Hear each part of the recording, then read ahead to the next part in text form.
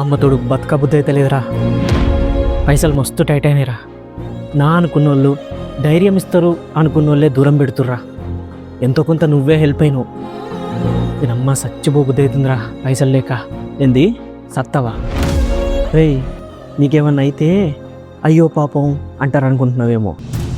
నా పాపమే తలిగింది, నా శాపమే తలిగింది అనుకుంటారు. అందులో నువ్వు నమ్మినోళ్ళు ఉంటారు, నా అనుకున్నోళ్ళు కూడా ఉంటారు. అయినా ధైర్యాన్ని, మనశ్శాంతిని, ప్రశాంతతనిచ్చేది నీ సావో నీ చుట్టూ ఉన్న మనుషులో కాదు, డబ్బే మనశ్శాంతి ఇస్తుంది, డబ్బే ప్రశాంతతనిస్తుంది, డబ్బే ధైర్యాన్ని ఇస్తుంది. డబ్బు సంపాదించు, డబ్బు కోసమే బతుకు. ధనం మూలం ఇదం జగత్. బ్రతికినంత కాలం ఏం బ్రతుకురా వీళ్ళది అని నలుగురు అనుకోవడం కంటే చచ్చిపోయిన తర్వాత ఏం బ్రతికారా వీళ్ళు అని అదే నలుగురు అనుకునేలా ట్రై చేయండి బాబాయ్.